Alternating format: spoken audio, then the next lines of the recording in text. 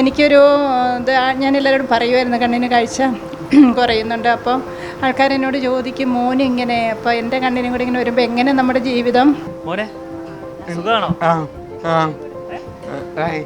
എങ്ങനെയാണ് അപ്പൊ ചേച്ചി ഈ കണ്ണ് കാഴ്ചയില്ലാത്തപ്പോ തന്നെയാണോ ഇത് ചെയ്തു തുടങ്ങിയത്? എങ്ങനെയാണ്? ഞാൻ കാഴ്ച കുറയാൻ തുടങ്ങുന്നു പറഞ്ഞപ്പോൾ തന്നെ കണ്ണടച്ച് പിടിച്ച് അത്യാവശ്യം പണികളൊക്കെ ചെയ്തു. പച്ചക്കറി അരിയാനും പറഞ്ഞല്ലോ 2 കിലോ അരി എടുത്താണ് ആദ്യം നെയ്യപ്പുണ്ടാക്കി നോക്കിയത്. ചേച്ചി ഇവിടുത്തെ ജോലി എങ്ങനെയാണ്? ജോലി സൂപ്പറല്ലേ. മുതലാളി തൊഴിലാളി എന്നൊരു വേർതിരിവില്ലാതെ ഉള്ള ഒരു സ്ഥാപനമാണ്. ഭരണങ്ങാനം ഇടവകപ്പള്ളി താഴത്തെ പള്ളിയിൽ നിന്നാണ് ഞങ്ങളോട് ചോദിച്ചത് 1000 കിലോ നെയ്യപ്പം തരാമോ എന്ന്. അങ്ങനെ 1000 കിലോ എന്ന് കേട്ടപ്പോൾ ഞങ്ങൾക്ക് ആദ്യം ഒരു പേടിയായിപ്പോയി. ഞങ്ങൾ ഏറ്റവും കൂടുതൽ ഉണ്ടാക്കിയേക്കുന്നത് 700 കിലോ വരെ ഒരു ദിവസം ഉണ്ടാക്കാൻ സാധിച്ചിട്ടുണ്ട്. എനിക്ക് സ്വന്തമായിട്ട് ഇത്രയും മേലായി ഉണ്ടെങ്കിലും എനിക്ക് ഒരു സ്വന്തമായിട്ട് ഒരു വരുമാന മാർഗമുണ്ട്. എൻ്റെ കൂടെ നിൽക്കുന്നവർക്കും ഒരു വരുമാനം. നമസ്കാരം. ഭരണങ്ങാനം അൽഫോൺസ പള്ളിയിൽ നിങ്ങളെല്ലാവരും പോയിട്ടുണ്ടാവുമല്ലോ. അവിടെ ലഭിക്കുന്ന നേർച്ചയപ്പം കഴിക്കാത്തവരായിട്ട് ആരാണുള്ളത്? എന്ത് രുചിയാണെന്നറിയാമോ? ആ അപ്പം ഉണ്ടാക്കുന്നത് കാഴ്ചയില്ലാത്ത ഒരു സംരംഭകയാണെന്ന് നിങ്ങൾക്കറിയാമോ? അതെ, തൊടുപുഴ മുട്ടം സ്വദേശിയായിട്ടുള്ള ജാസ്മിനജിയാണ് ആ കാഴ്ചയില്ലാത്ത സംരംഭക. കാഴ്ച നഷ്ടപ്പെട്ടതിന് ശേഷമാണ് ഇത്തരത്തിലൊരു ബിസിനസ് തുടങ്ങുന്നത്. ചെറിയ രീതിയിലാണ് തുടങ്ങിയത്. ഇപ്പോൾ അതിന് അപ്പൂസ് ഫിച്ചാട്ട് ഹോം മെയ്ഡ് ഫുഡ് പ്രോഡക്ട്സ് എന്ന പേരിട്ടൊരു കമ്പനിയായി വളർന്നിരിക്കുകയാണ്. ആ വീട്ടമ്മയുടെയും ആ കമ്പനിയുടെയും വിജയകഥയാണ് ഇന്ന് മറുനാടനിൽ.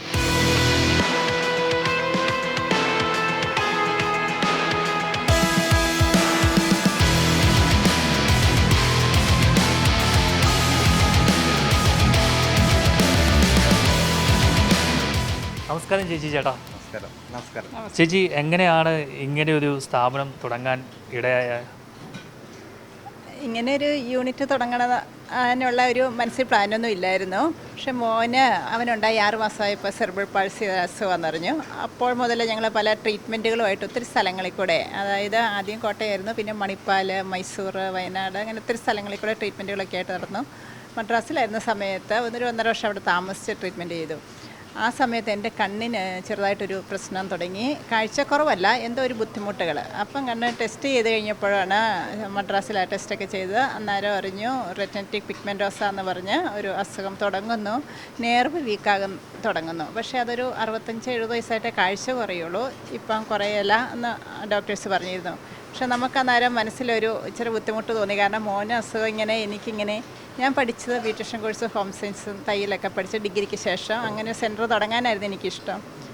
അങ്ങനെ ഇരിക്കെ ഞങ്ങളിങ്ങനെ ഈ ട്രീറ്റ്മെൻറ്റുകളൊക്കെ ആയിട്ട് നടക്കുന്ന സമയത്ത് വേളാങ്കണ്ണി പള്ളിയിൽ എല്ലാ വർഷവും പോകുമായിരുന്നു. അവിടെ വെച്ചാണ് ഒരു അച്ഛനിങ്ങനെ സംസാരിച്ചപ്പം പറഞ്ഞു വീട്ടിൽ എന്തെങ്കിലും ഒരു പരിപാടി തുടങ്ങുന്നത് നല്ലതായിരിക്കും എന്ന്.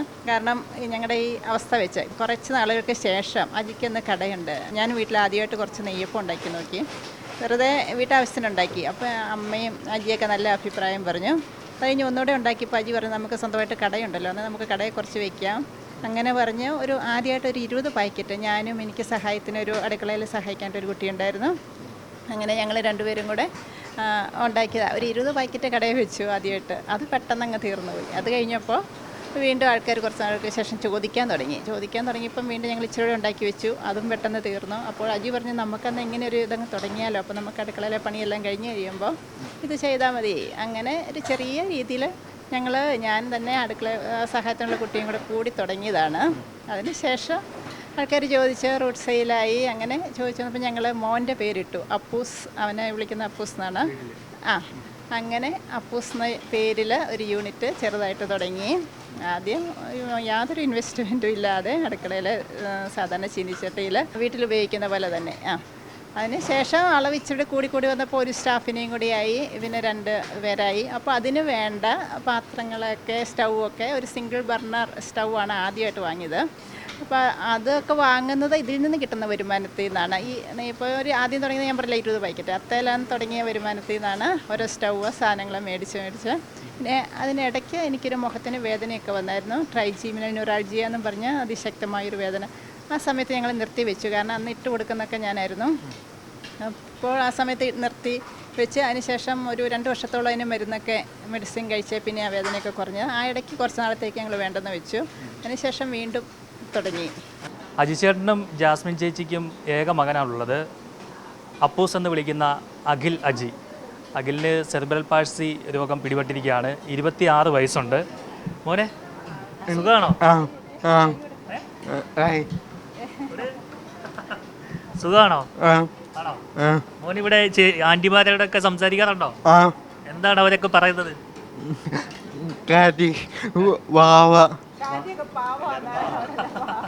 ഷാജിയൊക്കെ പാവമാണെന്നോ? ആ, എല്ലാരും മോനോട് ഭയങ്കര സ്നേഹമാണോ?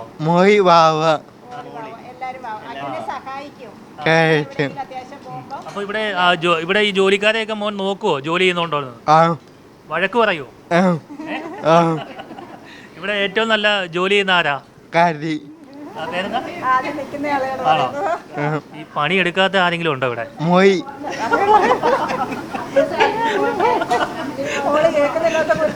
മോളി ചേച്ചി കേൾക്കണ്ട കേട്ടോ, വെറുതെ ആണ്. എല്ലാവരും നന്നായിട്ട് പണിയെടുക്കുന്നതാണ്. അപ്പോൾ അങ്ങനെ ഇവന് ഒരുപാട് യാത്രയൊക്കെ ചെയ്യാൻ ഒരുപാട് ഇഷ്ടമുള്ളതാണെന്നാണ് അജിച്ചേട്ടൻ എന്നോട് നേരത്തെ പറഞ്ഞത്. അപ്പോൾ യാത്രയൊക്കെ ചെയ്യുന്നത് ഇഷ്ടമാണല്ലേ? ആണല്ലേ? കാറിൽ ഇങ്ങനെ ഇരുന്ന് പോവും? ആഹാ, അങ്ങനെ മിടുക്കനാണ്. വന്നപ്പോൾ തന്നെ ഭയങ്കര സ്നേഹത്തോടാണ് സംസാരിച്ചതൊക്കെ. ജ്യൂസൊക്കെ എടുത്ത് കുടിക്കുക എന്നൊക്കെ പറഞ്ഞിട്ട് നമ്മളോട് വലിയ സ്നേഹമായിരുന്നു. എന്തായാലും അവൻ ഇനിയും ഒരുപാട് യാത്ര ചെയ്യണം. അതൊക്കെ അജിച്ചേട്ടന് സമയമില്ലാത്തതിൻ്റെ ഒരു കുഴപ്പമാണ്. ഇനി സമയം കണ്ടെത്തി അവനെ കൊണ്ട് യാത്ര പോകണമെന്നൊക്കെയാണ് അജിച്ചേട്ടൻ്റെ ആഗ്രഹം. അജിച്ചേട്ടാ, എങ്ങനെയാണ് ചേച്ചിയെ കല്യാണം കഴിക്കാനിടയ സാഹചര്യം ഒക്കെ? ഞാൻ ഡിഗ്രി വരെ പഠിച്ചത്. അപ്പോൾ ജാസ്മിനും ആ സമയത്ത് പാലയിൽ പഠിക്കുന്നുണ്ടായിരുന്നു. ഞങ്ങളൊരു ബസ്സിനാണ് പോയിക്കൊണ്ടിരുന്നത്. പക്ഷേ ഞങ്ങൾ തമ്മിൽ കണ്ടിട്ടില്ല. പിന്നെ കല്യാണം ആലോചിച്ചാണ് ഞങ്ങൾ കല്യാണം കഴിക്കുന്നത്. പലർക്കും സംശയമില്ല, ഞങ്ങൾ അറിഞ്ഞു പ്രണയമാണോ സംശയമാണ്. പക്ഷേ പ്രണയമല്ല, വീട്ടുകാർ ആലോചിച്ചുള്ള കല്യാണമാണ്. അപ്പം ജാസ്മിനെ സംബന്ധിച്ച് +1 ജാസ്മിനൊന്ന് വണ്ടി ഓടിക്കുമായിരുന്നു. പിന്നെ തയ്യലെ ബ്യൂട്ടീഷ്യൻ കോഴ്സിലൊക്കെ നന്നായിട്ട് ചെയ്യുന്ന ആളായിരുന്നു. പിന്നെ എനിക്ക് കണ്ടപ്പം ഇഷ്ടപ്പെട്ടു, അങ്ങനെ കല്യാണം നടന്നു. ഇത് കാഴ്ച നഷ്ടപ്പെട്ടതിന് ശേഷമാണ് നമ്മൾ ഈ ഒരു സംരംഭം തുടങ്ങുന്നത്. കാഴ്ച നഷ്ടപ്പെട്ട് തുടങ്ങില്ല, കാഴ്ച കുറയുന്നു എന്ന് മനസ്സിലായി. അതായത് മോൻ്റെ അസുഖവും ജാസ്മിൻ്റെ കാഴ്ച സാധ്യതയുണ്ട് എന്ന സമയത്ത് ജാസ്മിൻ്റെ ഡ്രീം എന്ന് പറഞ്ഞാൽ ബ്യൂട്ടി പാർലർ അല്ലെങ്കിൽ ടൈലർ യൂണിറ്റ് തുടങ്ങണമെന്നായിരുന്നു.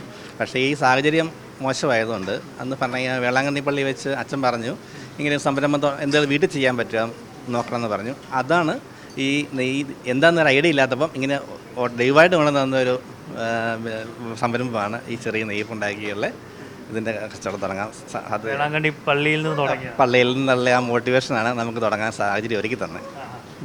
ഇന്ന് എവിടെ എത്തി നിൽക്കുന്നു? ഇന്നിപ്പോൾ 5 രൂപതകളിലായി തിരുനാളനുബന്ധിച്ച് ധാരാളം പള്ളികളിൽ കൊടുത്ത് ഏകദേശം ഞങ്ങൾ ഏറ്റവും കൂടുതൽ ഉണ്ടാക്കിയേക്കുന്നത് 700 കിലോ വരെ ഒരു ദിവസം ഉണ്ടാക്കാൻ സാധിച്ചിട്ടുണ്ട്. അത് എല്ലാം മാതാവിൻ്റെയും മറ്റ് വിശുദ്ധരുടെയും മധ്യസ്ഥമാണ് ഞങ്ങൾ ഇതിൽ എത്തിയിരിക്കുന്നത്.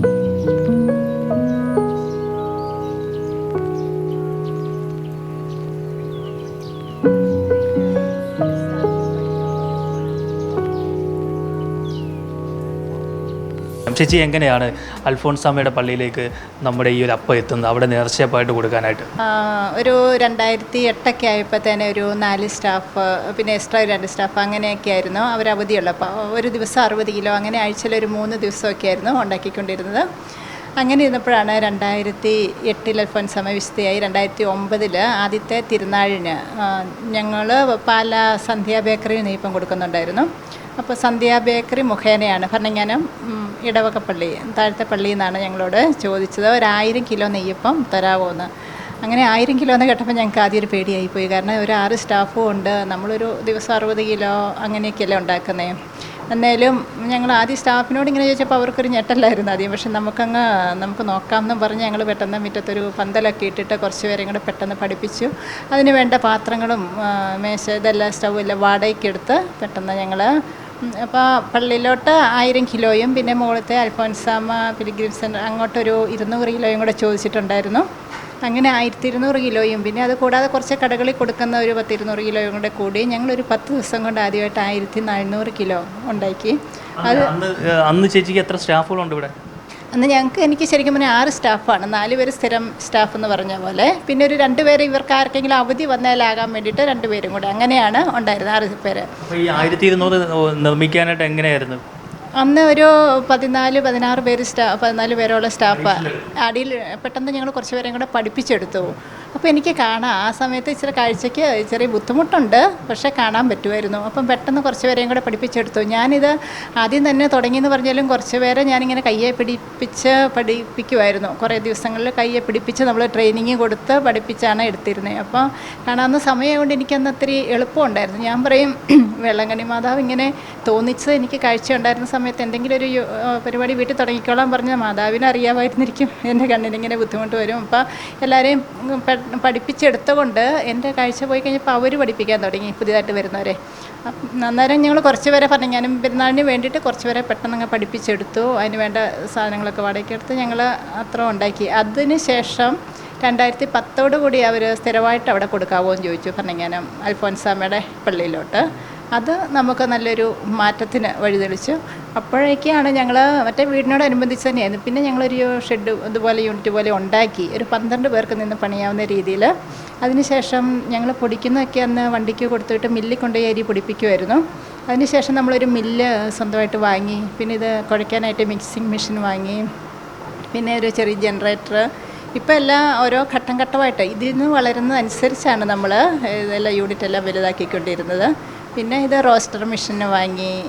അങ്ങനെയെല്ലാം packing machine, semi automatic packing machine വാങ്ങി ഓരോ പള്ളിയിലോട്ട് പാക്ക് ചെയ്യാനായിട്ട്. മറ്റും നമ്മൾ കൈകൊണ്ട് നിറച്ച് കണ്ടിന്യൂസ് സീലറയിൽ ഒട്ടിക്കുമായിരുന്നു. ഇപ്പോൾ എല്ലാം പാക്കിംഗ് മെഷീൻ ആയതുകൊണ്ട് നമുക്ക് ഒത്തിരി പണി എളുപ്പമുണ്ട്. അപ്പോൾ അത് പല രീതിയിൽ ഓരോ നമ്മൾ ഈ ഭരണങ്ങാനം പള്ളിയിൽ നിന്ന് മേടിച്ച് കഴിഞ്ഞ് ഒത്തിരി പള്ളികളിലോട്ട് അവിടെ നിന്ന് നമ്പർ മേടിച്ചൊക്കെ നമ്മളോട് ഒത്തിരി പേര് വിളിച്ച് ചോദിക്കാൻ തുടങ്ങി.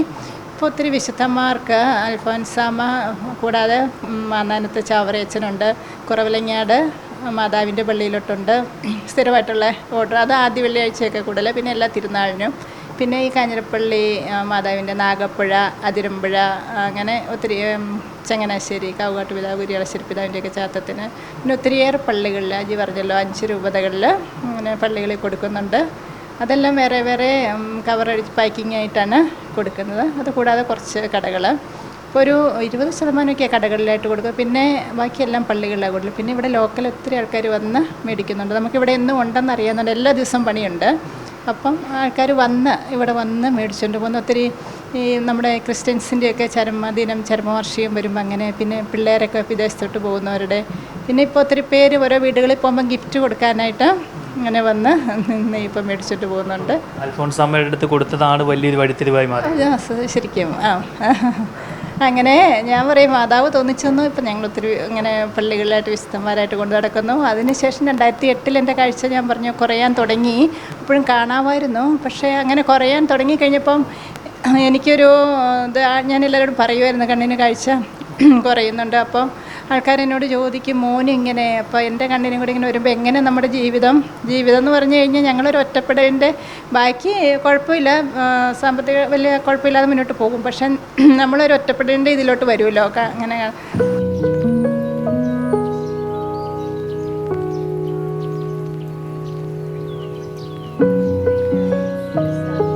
ജാസ്മിൻ ചേച്ചി എന്താണ് ചെയ്യുന്നത്?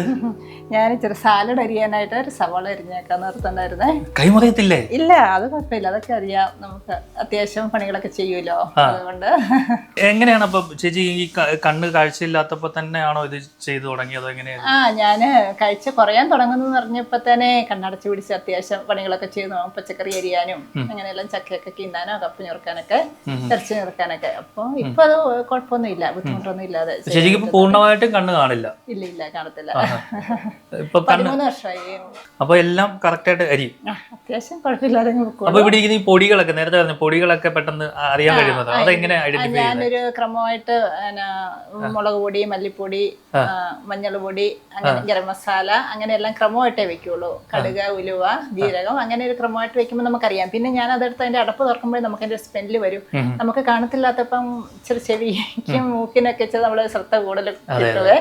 അന്നേരം നമുക്കതറിയാൻ പറ്റും. മുളക് പൊടി അടപ്പങ്ങ് തുറക്കുമ്പോഴേ ഒരു ചെറിയ മുളകിന്റെ മണം വരും, മഞ്ഞൾ പൊടി ആകുമ്പോൾ മഞ്ഞളിന്റെ ചെറിയ മണം വരും. ഇങ്ങനെ നമുക്കെല്ലാം കറക്റ്റായിട്ട് അറിയാം. ചേച്ചി ഇത്തിരി ഉപ്പെടുത്ത് തരാൻ പറ്റുമോ? ഉപ്പെടുക്കാലോ. ഇങ്ങോട്ട് നോക്കുമ്പോ തന്നെ ഇതിന്റെ അകത്ത് പഞ്ചസാരയുണ്ട്, തൊട്ടടുത്ത് തന്നെ വെച്ചേക്കോ. പിന്നെ കുക്കിങ് കൂടുതലും കഞ്ഞിയൊക്കെ വെക്കുന്നത് അപ്പുറത്തെ അടുക്കളല്ല. അവിടെ എല്ലാം മുളക് പൊടി, മല്ലിപ്പൊടി, അങ്ങനെയെല്ലാം. വെള്ളം വെളിച്ചെണ്ണ എല്ലാം സ്റ്റവിന്റെ അടുത്ത് വെച്ചിരിക്കേ. നമുക്കറിയാം. അപ്പോൾ അത് ഒരു ഇന്നറടപ്പുള്ള കുപ്പിക്കകത്തായിട്ട് വെച്ചിരിക്കും. അപ്പോൾ നമ്മളൊന്ന് ചെറുതായിട്ട് നിൽക്കുമ്പോൾ ഒത്തിരി അങ്ങ് ചാടിപ്പോരത്തില്ലല്ലോ. അങ്ങനെയൊക്കെ ആയിട്ട്. അപ്പം ഈ ചായ ഇടുവോ? ചായ ഇടാൻ ഞാനിപ്പം കുറച്ച് നാളായിട്ട് കാണത്തില്ല. പിന്നെ നമ്മൾ കപ്പിലോട്ട് ഊറ്റുമ്പോൾ ഒന്നും ഡ്രസ്സിന്റെ കയ്യെ തിളച്ച ഇത് പിന്നെ പാല് പൊങ്ങി വരുമ്പോൾ നമുക്ക് പെട്ടെന്ന് അങ്ങനെ അറിയാൻ പറ്റുന്നില്ല. അതിന്റെ ചായ എടുക്കുന്നത് ദോശ ചുടുന്നത് നമ്മൾ അരച്ച റെഡിയാക്കി. ദോശയൊക്കെ വേവുമ്പോ എങ്ങനെ അറിയാൻ കഴിയും? അതെനിക്ക് അറിയാൻ പറ്റും. ദോശ ചുടിയല്ല, ഞാൻ അരച്ചെല്ലാം കൊടുക്കും, റെഡിയാക്കി. നമ്മൾ നോൺ സ്റ്റിക്കിന്റെ പാത്രവും എടുത്ത കാസറോളെല്ലാം എടുത്ത് കൊടുക്കും. ചുടുന്നത് അജിയ. ദോശ, അപ്പോ, മീൻ വറുക്കുന്നത്, ചായ എടുക്കുന്നത്. ചോറൊക്കെ ഞാൻ തന്നെ സ്റ്റവ് നമ്മൾ വെച്ചിട്ട് തീയൊക്കെ കത്തിക്കുക, അങ്ങനെയൊന്നും കുഴപ്പമില്ല. ഇതിപ്പോ എല്ലാം ഓട്ടോമാറ്റിക്കിന്റെ ഇതായതുകൊണ്ട്. അല്ലെങ്കിലും മറ്റേ അപ്പുറത്തെ ആണെങ്കിലും കത്തിച്ച് കഴിയുമ്പോ തന്നെ കത്തി നമുക്ക് അറിയാവേ. അങ്ങനെ എല്ലാവരും മുകളിലോട്ട് പതുക്കെ കൈ തൊട്ട് നോക്കുമ്പോ തന്നെ നമുക്ക് അതിന്റെ ചൂട് അറിയാം. പിന്നെ അരിയൊക്കെ നമ്മൾ കഴുകി അടുപ്പിലോട്ട് വെച്ച് വാർക്കാനൊക്കെ എല്ലാം അടുത്ത് തന്നെ, കുഴപ്പമില്ല. പലർക്കും വിശ്വസിക്കാൻ പറ്റത്തില്ല ചിലപ്പോൾ ഇത് എങ്ങനെയാണ് ഈ കാഴ്ചയില്ലാതെ ചെയ്യാൻ പറ്റുന്നത്. സവോളയൊക്കെ ആണെങ്കിലും പെട്ടെന്ന് അങ്ങനെ അരിഞ്ഞെടുക്കാൻ കുഴപ്പമില്ലേ, പെട്ടെന്ന് തന്നെ. ഇത് സാലഡിനൊക്കെ പെട്ടെന്ന് അല്ല, എല്ലാത്തിനും ചിക്കനും എല്ലാം ഞാൻ പോലും ഇതുപോലെ ഇത്രയും ഇതായിട്ട് അരിയത്തില്ല കേട്ടോ. അരിഞ്ഞെടുക്കാവേ, കുഴപ്പമില്ല. പച്ചക്കറി എല്ലാം അരിഞ്ഞെടുക്കാം. അതാണ് നമുക്കിപ്പം കുറെ ഇതായോണ്ട് നമുക്കൊരു പാങ്ങായിട്ട് എല്ലാം ഇതിപ്പം മുറിക്കാത്താകുമ്പോ അതിന്റെ ഇതൊക്കെ ഞെടുപ്പൊന്ന് കളഞ്ഞിട്ട്. അയ്യോ, നമുക്ക് കൈകൊണ്ട് തൊടുമ്പോ അറിയാൻ അടിപൊളി. കുഴപ്പമില്ല. അല്ല, അല്ലെങ്കിലും കാഴ്ചക്ക് പ്രശ്നമുള്ള ആൾക്കാർ ചെയ്യുന്ന കാര്യങ്ങളൊക്കെ കൃത്യമായിട്ടായിരിക്കും ചെയ്യുന്നത്. എല്ലാം ശ്രദ്ധയോട് കൂടിയിട്ടാണ് ചെയ്യുന്നത്. നമുക്ക് അങ്ങനെ മറ്റുള്ളവരെക്കാളും കുറച്ചുകൂടി ശ്രദ്ധയുണ്ടാവും. നമുക്ക് മൂക്കിനൊക്കെയാണ് നമ്മൾ പെട്ടെന്ന് മണം പെട്ടെന്ന് പിടിച്ചെടുക്കും. എന്തെങ്കിലുമൊക്കെ അജിച്ചേട്ടന് ഇപ്പൊ മിണ്ടാതെ അടുത്ത് വന്നാൽ പെട്ടെന്ന് അറിയാൻ കഴിയുമോ? നമുക്ക് നടക്കുന്നതിന്റെ ചെറിയൊരു ഇതറിയാൻ പറ്റുവേ. പിന്നെ വേറെ ആരെങ്കിലും നമ്മളിപ്പോ സംസാരിക്കുമ്പോൾ, ഞാൻ ഒരാളോട് സംസാരിക്കുമ്പോൾ വേറൊരാൾ അടുത്ത് നിന്ന് മിണ്ടാതെ നിൽക്കണം, നമ്മൾ അറിയല്ല മൈൻഡ് ചെയ്യാത്താന്ന് ഇവര് വിചാരിക്കും. ചിലപ്പോ എന്റെ കണ്ണിന്റെ കാണുമ്പോൾ പെട്ടെന്ന് അറിയത്തില്ല. കണ്ണിന് കൃഷ്ണമണിക്കൊന്നും വലിയ കളർമാറ്റമൊന്നും ഇല്ലാത്തതുകൊണ്ട് പെട്ടെന്ന് അറിയത്തില്ല. അപ്പൊ അവരോർക്കും ചിലപ്പം മിണ്ടാതെ. ഇപ്പം എന്നോട് സംസാരിച്ചാലും എനിക്ക് നേരത്തെ അറിയാവുന്ന ഈ പൊക്കമൊക്കെ ഏകദേശം നമുക്ക് അറിയാലോ, ശബ്ദം വരുന്ന ഏത് ഭാഗത്തു നിന്നൊക്കെ. അങ്ങോട്ടേക്ക് ഫേസ് കാണിക്കും അല്ലേ? അത് കൊള്ളാം. അപ്പൊ ചേച്ചിക്ക് കണ്ണ് കാണാത്ത ആളാണ് എന്നറിയാതെ ആരെങ്കിലും വന്ന് ചേച്ചിയോട് സംസാരിച്ചിട്ടുണ്ടോ? പലപ്പോഴും അങ്ങനെ ഞാൻ കാരണം ഇവിടെ നേരത്തെ ഇപ്പൊ ഇവർക്കൊരു പേഴ്സൺ കുറെ പൈസയും കൊടുത്തേക്കാം. അല്ലെങ്കിൽ അവരാരെങ്കിലും വരുമ്പോ സാധനം പൈസ മേടിച്ചു കഴിയുമ്പോൾ ഞാൻ ബാക്കി എൻ്റെ പൈസ ഏൽപ്പിക്കും. ഞാൻ ഇവിടുന്ന് നമുക്ക് അടുക്കളയിൽ തന്നെ എല്ലാം കൈകാര്യം ചെയ്യാം. അപ്പം ബാക്കി കൊടുക്കും. ഇപ്പം വരുന്ന ആൾക്കാർക്ക് അറിയത്തില്ല. ഞാൻ കൃത്യമായിട്ട് ഇപ്പം ഇവർക്ക് സ്റ്റാഫിനൊക്കെയാണല്ലോ ഇത് കൊടുക്കണമെങ്കിൽ ഒരു 1750 രൂപയാണെങ്കിൽ എല്ലാം പേഴ്സിലെ ക്രമമായിട്ടാണ് വെക്കുന്നത്. 500 തന്നെ, 200 തന്നെ, 100 തന്നെ. അപ്പം എനിക്ക് കൃത്യമായിട്ട് എത്ര വേണം എടുത്തു കൊടുക്കാം. നമുക്ക് പെരുന്നാളിന്റെ സമയത്തൊക്കെ ഒരു 1.5 ലക്ഷം രൂപയുടെ മുകളിലാണ് പണിക്കൂലി വരുന്നത് ഇവർക്ക് 10 ദിവസം കൊണ്ട്. ആ ഫുൾ പൈസയും ഞാൻ തന്നെ എടുത്തു കൊടുക്കുന്നത്. അപ്പം കൂടുതൽ ഇതുള്ളപ്പോൾ ഞാൻ ഒരാളെയും കൂടെ എൻ്റെ കൂടെ നിർത്തും. ഞാൻ ഇന്നിത് ശരിയാണോ എന്ന് അറിയാൻ ഒരാളെയും കൂടെ. അല്ലെങ്കിൽ എല്ലാ ശനിയാഴ്ചയും കണക്ക് തീർക്കുമ്പോൾ ഞാൻ തന്നെ പൈസ കൊടുക്കുന്നത്. അങ്ങനെ തെറ്റി പോകാറില്ല. പിന്നെ അജിയെ കൊണ്ട് എനിക്ക് കൂടുതൽ പൈസ കിട്ടുമ്പോൾ എത്രയെന്ന് അറിയത്തില്ലാത്തപ്പോൾ ഞാൻ 500 എല്ലാം ഒരു സൈഡില്, 200 തന്നെ, അങ്ങനെ ക്രമമായിട്ട് വെച്ച് കഴിഞ്ഞാലേ എനിക്കെടുക്കത്തുള്ളൂ. പണ്ട് കുഴപ്പമില്ലായിരുന്നു. ഇപ്പം ഈ നോട്ട് പ്രശ്നം വന്ന പിന്നെ എല്ലാം സൈസ് മാറിയല്ലോ നോട്ടിന്റെ. അപ്പോൾ എനിക്ക് ഇച്ചിരി അപ്പം അതനുസരിച്ച് ഞാൻ പേഴ്സിലെല്ലാം കറക്റ്റാക്കി വയ്ക്കും. 5 രൂപ തൊട്ട് 10 എല്ലാം മാറ്റി മാറ്റി വെക്കുന്നതുകൊണ്ട് നമുക്ക് എത്ര വേണേലും പൈസ എടുക്കാൻ കുഴപ്പമില്ല. അപ്പോൾ ആൾക്കാർക്ക് ഞാൻ ബാക്കി കൊടുക്കുമ്പോൾ എനിക്ക് കാണത്തില്ലാത്തതെന്ന് അവർക്ക് ചിലപ്പം പെട്ടെന്ന് മനസ്സിലാകത്തില്ല. പിന്നെ ആരെങ്കിലും പറഞ്ഞൊക്കെ ആയിരിക്കും. എന്തായാലും കൊള്ളാം, അടിപൊളി.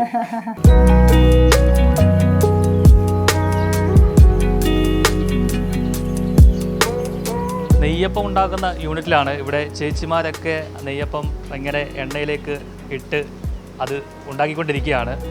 തിരക്കുള്ള സമയങ്ങളിലൊക്കെ 34 പേരോളം സ്റ്റാഫുകൾ ഇവിടെ ഉണ്ടാകും. തിരക്കില്ലാത്തപ്പോൾ 2 പേര് മതിയാവും. പക്ഷേ ഇപ്പോൾ ഏകദേശം 12ഓളം ആൾക്കാരാണ് ഇപ്പോൾ നിലവിലുള്ളത്. ചേച്ചി, ഇവിടുത്തെ ജോലി എങ്ങനെയുണ്ട്? ജോലി സൂപ്പറല്ലേ? ജോലിക്ക് കുഴപ്പമൊന്നുമില്ല. ഞങ്ങളുടെ ജോലി നല്ല അടിപൊളിയായിട്ട് പോകുന്നു. ജോലിയാണെന്ന് തോന്നാറുണ്ടോ? ഇല്ല, അങ്ങനെ ഒരു ജോലി ആയിട്ട് തന്നെയാണ് ഞങ്ങൾ. അല്ലാണ്ട് നല്ല ഇതായിട്ട് ഞങ്ങൾ പോകുന്നുണ്ട്. ശമ്പളമൊക്കെ കൃത്യമായിട്ടൊക്കെ തരുന്നുണ്ടോ? ശമ്പളത്തിനൊന്നും യാതൊരു കുഴപ്പവും ഇല്ല.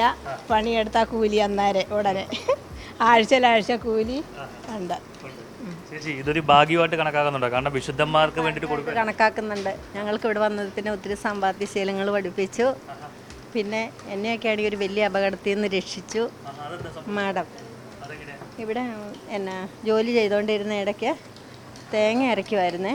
അപ്പോൾ പെട്ടെന്ന് എന്നാ തേങ്ങ ഒരു കഷ്ണം താഴേക്ക് പോയി. അപ്പം തേങ്ങ എടുക്കാനായിട്ട് ഞാൻ കുനിഞ്ഞതാണ്. അപ്പം ഞാനും മാടവും വേറെ ഒരു ആളും ഉണ്ടായിരുന്നുള്ളൂ. അപ്പം ആ ആൾ പുറത്തേക്ക് പോയതായിരുന്നേ. അന്നേരത്തേന് ഞാൻ കുനിച്ചിലിന് ഈ മിഷ്യത്തേൽ എൻ്റെ ഇട്ടായിരുന്ന ഡ്രസ്സ് ഉടക്കി. അന്നേരത്തേന് ഞാൻ പെട്ടെന്ന് അങ്ങ് മുങ്ങി കുത്തിപ്പോയി. മാടം അപ്പം എൻ്റെ തൊട്ടടുത്ത് തന്നെ ഉണ്ടായിരുന്നു. മാടം എന്നെ പെട്ടെന്ന് രക്ഷിച്ചു, വട്ടം ഇട്ട് പിടിച്ച് രക്ഷിച്ചു. പിന്നെ വലിയ അപകടത്തിൽ നിന്ന് അത് നമുക്ക് മറക്കാൻ പറ്റത്തില്ലല്ലോ. പിന്നെ ഞങ്ങൾക്ക് ഒത്തിരി സമ്പാദിക്കാനുള്ള ശീലങ്ങൾ പഠിപ്പിച്ചു. ശേഷമാണ് ഞങ്ങൾക്ക് ഓരോ സാധനങ്ങൾ പൈസയായിട്ടാണെങ്കിലും ഞങ്ങൾ സമ്പാദിക്കാൻ പറ്റിയത്. വീട്ടിലെല്ലാവരും ഇതൊക്കെ ഇവിടുത്തെ ജോലിയിൽ സംതൃപ്തരാണോ? അതെ അതെ. ഇപ്പോൾ ചേച്ചി ഇവിടെ ആണെങ്കിൽ ഇങ്ങനെ ഇതിങ്ങനെ ഞെക്കി ഒഴിച്ചുകൊണ്ടിരിക്കുകയാണ്. എങ്ങനെയുണ്ട് ചേച്ചി ഇവിടുത്തെ ജോലിയൊക്കെ? ഇവിടുത്തെ ജോലി കുഴപ്പമില്ല. ജീവിതത്തിൻ്റെ ഒരു വഴിത്തിരിവെന്ന് പറയാം. അതായത് എനിക്ക് കൂടുതൽ പറയാനുള്ള, ഞാനിവിടെ വന്നിട്ട് 3 വർഷമായുള്ളൂ. സമ്പാദ്യശീലം ഉണ്ടായി. അതാണ് ഏറ്റവും ബെനിഫിറ്റായിട്ട് പറയാനുള്ളത്. പിന്നെ മുതലാളി തൊഴിലാളി എന്നൊരു വേർതിരിവില്ലാതെ ഉള്ള ഒരു സ്ഥാപനമാണ്. ഇവിടെ ഈ അപ്പം ഫൈനൽ സ്റ്റേജിലേക്ക് എത്തിക്കുന്ന ഒരു ചേച്ചി നമ്മുടെ കൂടെ ഉണ്ട്. ചേച്ചി, ഇതിൻ്റെ ആദ്യം നമ്മൾ എന്താണ് ഇതിനകത്ത് ചെയ്യുന്നത്? അരി ആണ് ആദ്യം നമ്മൾ കഴുകി വെള്ളത്തിലിട്ട് 1 മണിക്കൂർ നേരം വെള്ളത്തിലിടുന്നു. അത് കഴിഞ്ഞത് വാരി പൊടിച്ച് മിക്സ് ചെയ്ത് വെക്കുന്നു. അതിനകത്ത് ജീരകവും പഞ്ചസാരയും ഒരേ അളവുണ്ട്, ആ അളവിന് ചേർത്താണ് നമ്മൾ വെക്കുന്നത്. അത് കഴിഞ്ഞിട്ട് പിറ്റേ ദിവസം അളവിലിരിക്കുകയാണ് ഇതിൻ്റെ ടേസ്റ്റ്. അതെ, അതിനെല്ലാം കൃത്യ അളവുണ്ട്. മാഡം അതെല്ലാം കൃത്യമായിട്ട് ഞങ്ങൾക്ക് ഇന്ന പോലെ ചെയ്തേക്കണമെന്ന് നേരത്തെ തന്നെ മാർഗ്ഗനിർദ്ദേശം തന്നിട്ടുണ്ട്. അങ്ങനെ ഞങ്ങളത് ചെയ്യുന്നു. അത് കഴിഞ്ഞ് പിന്നെ പിറ്റേ ദിവസം വന്ന് ഞങ്ങൾ അത് കുഴയ്ക്കാനായിട്ട് എടുക്കുമ്പോഴത്തേനും തേങ്ങയും പാലും ചേർത്താണ് കുഴയ്ക്കുന്നത്. അതിനെല്ലാം അളവുണ്ട്. അത് എണ്ണയിലേക്ക് ഇപ്പോൾ ഈ കാണുന്ന അതേ സംഭവം തന്നെ. അത് കുഴയ്ക്കുന്നതിനൊക്കെ ഒരു ഇതുണ്ട്, ഒരു പരുവമുണ്ട്. അതെല്ലാം മാഡം വന്ന് ക്ലിയറാക്കി ചെയ്തു തരും. എന്നിട്ട് ഞങ്ങളിവിടെ കൊണ്ടുവന്നിങ്ങനെ കോരി കുമ്പിളിലൊഴിച്ച്, ഇതിൻ്റെ പേര് കുമ്പിൾ എന്നാണ്, അതിലൊഴിച്ച് ഇങ്ങനെ ഞെക്കിയിട്ട് കോരി ഇതേ കളറിലെടുത്ത് അവിടെ കൊണ്ടുപോയിട്ട് തണുപ്പിച്ച് പിന്നെയാണ് അപ്പുറത്തേക്ക് പാക്കിങ്ങിന് എടുത്തുകൊണ്ട് പോകുന്നത്. അങ്ങനെയൊക്കെയാണ് ഇവിടെ അപ്പം ഉണ്ടാക്കുന്നത്. ഇവിടെ ഉണ്ടാക്കിയ അപ്പമൊക്കെ ഇവിടെ തണുപ്പിക്കാനായിട്ട് ഇട്ടിരിക്കുക. പാക്കിങ്ങിന് മുമ്പ് ഈ ചൂട് മാറുവാൻ വേണ്ടിയിട്ട് ഫാനൊക്കെ ഉപയോഗിച്ച് ഇവിടെ തണുപ്പിക്കുകയാണ്. ആ ഒരു പ്രോസസ്സാണ് ഇവിടെ നടക്കുന്നത്. ചേച്ചി, എങ്ങനെയുണ്ട് ഇവിടുത്തെ ജോലിയൊക്കെ? ഇവിടുത്തെ ജോലി നല്ല സന്തോഷമാണ്. ഞങ്ങൾ പല ജോലി ചെയ്തെങ്കിലും ഇവിടെ വന്നപ്പോഴാണ് ഞങ്ങൾക്കൊരു മെച്ചം ഉണ്ടാകാൻ തുടങ്ങിയത്. പോസ്റ്റ് ഓഫീസ് കൂട്ടുകയും എല്ലാം ഞങ്ങളുടെ സമ്പാദ്യം സൂക്ഷിക്കാനും എല്ലാം ഒരു അവസരം ഒരുക്കിയതാണ്. ഇതിന് ഏറ്റവും ആദ്യമായിട്ട് ദൈവത്തിന് നന്ദി പറയുന്നു.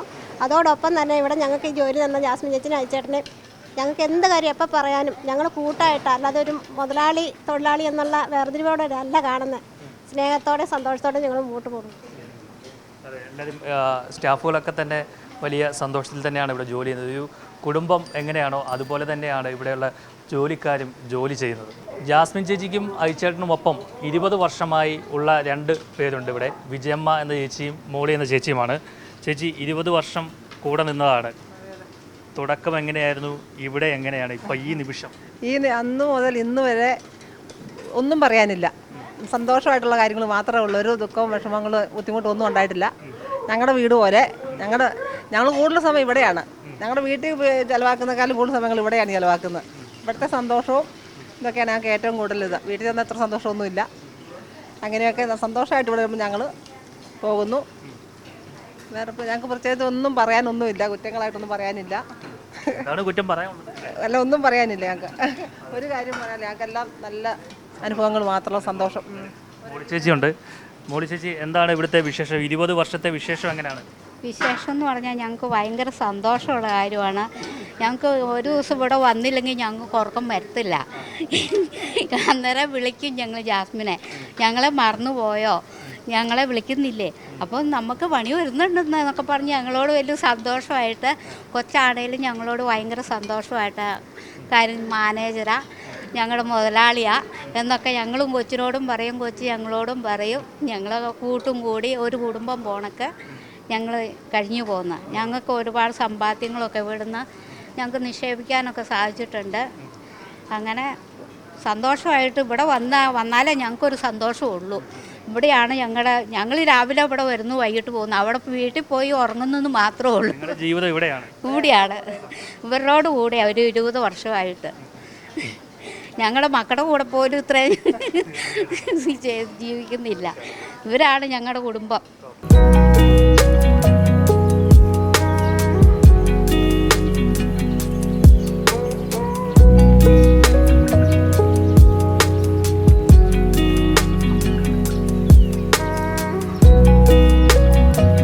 ചേച്ചിക്ക് കാഴ്ച നഷ്ടപ്പെട്ട് വരികയായിരുന്നു. ആ സമയത്ത് ചേച്ചി എപ്പോഴും ജീവിതം മടുത്തു പോകും അങ്ങനെ? അടുത്തെന്ന് പറഞ്ഞാൽ നമുക്ക് ഇവനെയും കൊണ്ട് ഒത്തിരി ട്രീറ്റ്മെൻറ്റുകൾ നടന്നിട്ടുണ്ട്. ഞങ്ങൾ മദ്രാസിലൊക്കെ താമസിച്ചപ്പോൾ നല്ല ബുദ്ധിമുട്ടെന്ന് പറഞ്ഞ് രാവിലെ അത്യാവശ്യം അവിടെ ഞങ്ങളൊരു വീടെടുത്ത് താമസിക്കുമായിരുന്നു. 6 മാസത്തേക്ക് താമസിക്കാനാണ് പോയത്. പക്ഷേ ഒരു 1.5 വർഷം അടുത്ത് അവിടെ താമസിച്ചു. രാവിലെ വീട്ടിലെ ഇതെല്ലാം തീർത്തിട്ട് ഞങ്ങൾ ഈ ആദ്യം ആയുർവേദം ചെയ്യാനായിട്ട് പോകും. അത് ഒത്തിരി ബുദ്ധിമുട്ടുള്ള ട്രീറ്റ്മെൻറ്റ്. ഞവര, ധാര, കിഴി എന്നൊക്കെ പറഞ്ഞ് ഒത്തിരി വേദന എടുത്തപ്പോൾ മുഴുവൻ സമയം കരയുന്ന ഒരു സമയം ഇത് ചെയ്യുന്ന സമയത്ത്. അപ്പോൾ ഉച്ച കഴിയുമ്പോൾ തിരിച്ച് വീട്ടിൽ വരും. അപ്പോഴും ചോറിൻ്റെ ഇട്ട് അടുത്ത ട്രീറ്റ്മെൻറ്റ് അക്യൂപ്രഷർ എന്നും പറഞ്ഞുകൊണ്ട് അതെല്ലാം ചെന്നൈ തന്നെ വേറെ സ്ഥലങ്ങളാണ്. അതിന് പോകും. തിരിച്ച് വരുമ്പോൾ തന്നെ ഫിസിയോതെറാപ്പിക്ക് ആൾ വരും. അപ്പോൾ അങ്ങനെ ഒരു 6 മണി വരെ രാവിലെ തുടങ്ങി വൈകിട്ട് വരെ ഇങ്ങനെ പണി. ആ സമയത്താണ് എൻ്റെ കണ്ണിൻ്റെ അസുഖം കൂടെ പതുക്കെ ഉണ്ടെന്നറിയുന്നത്. അപ്പം നമുക്ക് ശരിക്കും ഒരു ഭയങ്കരമായിട്ട് സങ്കടം വരുന്നൊരു സമയമായിരുന്നു. കാരണം ഇവൻ്റെ എങ്ങനെയെങ്കിലും എഴുന്നേൽപ്പിച്ച് നടത്തണം എന്നുള്ള ചിന്തയിൽ ഇങ്ങനെ നടക്കുമ്പോൾ എൻ്റെ കണ്ണിൻ്റെയും കൂടെ. പക്ഷേ നമ്മുടെ മനസ്സിൽ എന്താണേലും ഇതൊക്കെ വന്നു, നമുക്കിതിനെ നേരിടണമല്ലോ. നമ്മൾ പുറകോട്ട് നിന്ന് കഴിഞ്ഞാൽ നമ്മളും പുറകോട്ടായി പോകും. നമ്മുടെ കൂടെയുള്ളവർക്കും 4 ഇരട്ടി ബുദ്ധിമുട്ടാകും. അപ്പം നമ്മൾ ഇതിനെയൊക്കെ നേരിടണം എന്ന് വരുന്നതിനെ മുന്നോട്ട് നേരിട്ടേ പറ്റുള്ളൂ എന്ന് മനസ്സിലും പിന്നെ നമ്മൾ നന്നായിട്ട് തന്നെ ആ ഉള്ളതിനെ നമ്മൾ ഉൾക്കൊണ്ടുകൊണ്ട് മുന്നോട്ട് സന്തോഷത്തോടെ പോകാൻ തന്നെ തീരുമാനിച്ചു. ഏതവസ്ഥ വരെ വന്നേലും ആ അവസ്ഥ നമ്മൾ സന്തോഷമായിട്ട് തന്നെ നമ്മളോട് ഇടപെടുന്നവരോടും നമ്മുടെ വീട്ടിൽ വരുന്നവരോടും എല്ലാ സ്നേഹത്തോടെ തന്നെ നമ്മൾ സന്തോഷത്തോടെ തന്നെ പെരുമാറണമെന്ന് മനസ്സിൽ 100% അങ്ങ് ഉറപ്പിച്ച്. അതിന് വേണ്ടി നല്ല കഷ്ടപ്പാടുണ്ട്. ഇതിൻ്റെയൊക്കെ തന്നെ രാവിലെ തുടങ്ങി നല്ല പണിയുണ്ട്. കഷ്ടപ്പാടിൻ്റെ ഫലമാണ് ഇന്ന് ഇവിടെ എത്തി. അങ്ങനെ അത് നല്ലൊരു സന്തോഷമാണ്. നമുക്കെപ്പോഴും മനസ്സിനൊരു സന്തോഷമുണ്ട് എപ്പോഴും. ഇപ്പം ഒരുപാട് യുവതികളുമൊക്കെ ഓരോ സംരംഭം തുടങ്ങാണ്ട് മുന്നോട്ട് വരുന്നു. പക്ഷേ അത് പകുതിക്ക് വെച്ച് നിർത്തിപ്പോകുന്നു. ചിലരൊക്കെ മാത്രമാണ് രക്ഷപ്പെടുന്നത്. അപ്പോൾ ഈ നിർത്തിപ്പോകുന്ന ആൾക്കാർ ചിലപ്പോൾ മടുത്തിട്ടൊക്കെ ആയിരിക്കാം. അപ്പോൾ അവരോടൊക്കെ എന്താ പറയാൻ ഉള്ളത്? അതായത് പുതുതായിട്ടൊരു സംരംഭം തുടങ്ങുന്ന ആളിനോട് എന്താ പറയാനുള്ളത്? മടുപ്പെന്ന് പറഞ്ഞാൽ ഞാനിത് ആദ്യം തുടങ്ങിയപ്പോൾ ഞാൻ പറഞ്ഞു ചെറിയൊരളവ് 20 പാക്കറ്റ് അല്ലെ അങ്ങനെ ഒരളവ്. അപ്പം ഇവർക്കന്ന് മണിക്കൂറിനായിരുന്നു പൈസ. അപ്പോൾ ഇവർക്കൊരു ചിലപ്പോൾ 40 ഒരു 10-10:30 ആകുമ്പോൾ വരാം, ഉച്ചയാകുമ്പോൾ പോകാം അങ്ങനെയാണ്. അപ്പോൾ അന്ന് പറമ്പിലൊക്കെ പണിയുന്നതിന് അന്ന് 60 രൂപ അങ്ങനെയൊക്കെയാണ് പറമ്പിൽ രാവിലെ ഇറങ്ങി വൈകിട്ട് പണിയുന്നതിന് കൂലിയുള്ളത്. പക്ഷേ ഇവർക്കൊരു 30 രൂപ 40 രൂപയൊക്കെ ആയിരിക്കും ഇവർക്ക് കിട്ടുന്നത്. കാരണം 2-3 മണിക്കൂർ നേരത്തെ പണിയേ കാണുകയുള്ളൂ ചെറിയ അളവിലുണ്ടാക്കുമ്പോൾ. അപ്പോഴും എനിക്ക് വരുന്ന ഒരു 20 രൂപയ്ക്കുള്ളിൽ അങ്ങനെ വരികയില്ല അന്നത്തെ സമയത്ത്. പക്ഷേ അന്ന് എന്തുകൊണ്ട് ഇന്നാണേൽ സാധാരണ ആൾക്കാർക്ക് ഒരു 200 രൂപ കിട്ടുമെന്ന് പറഞ്ഞാലും അവർ ചിലപ്പോൾ ഇത് നിർത്തും കുറച്ച് നാൾ കഴിയുമ്പോൾ നമുക്ക്. പക്ഷേ എന്തുകൊണ്ട് അത് നിർത്തിയില്ലെന്ന് എനിക്കറിയത്തില്ല. പക്ഷേ ദൈവത്തിൻ്റെ ഒരു പ്രത്യേക അനുഗ്രഹമായിരിക്കും. അന്ന് മുന്നോട്ട് തന്നെ പോയി. നമുക്ക് എപ്പോഴും അളവ് കൂടുന്നതനുസരിച്ചാണ് നമുക്ക് ലാഭം കിട്ടുന്നത്.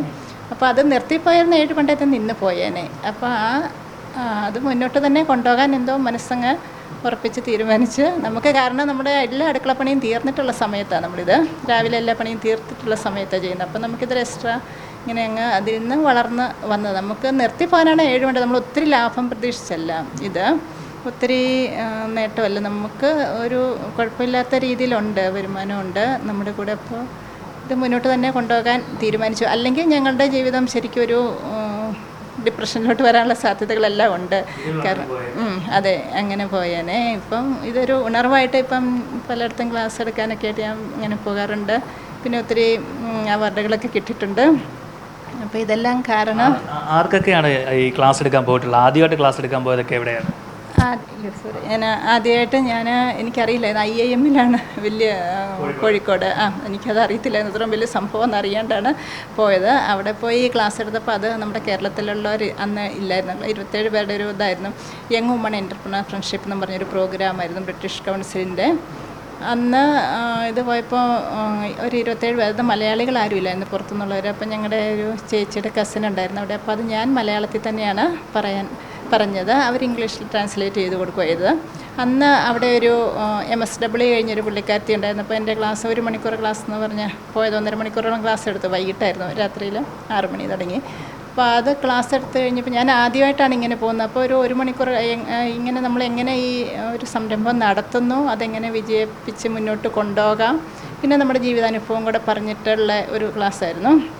അപ്പോൾ ആ ക്ലാസ്സൊക്കെ കഴിഞ്ഞപ്പോൾ ഒരു MSW കഴിഞ്ഞൊരു പുള്ളിക്കാരത്തി എഴുന്നേറ്റ് നിന്ന് ഇങ്ങനെ പറഞ്ഞു, എൻ്റെ മോൾക്ക് ഒരു ആയുർവേദ ഡോക്ടർ പഠിച്ചുകൊണ്ടിരിക്കുകയാണ്. പുള്ളിക്കാരത്തിക്ക് കണ്ണിന് കാഴ്ച കുറഞ്ഞ് പോയിക്കൊണ്ടിരിക്കുന്നു.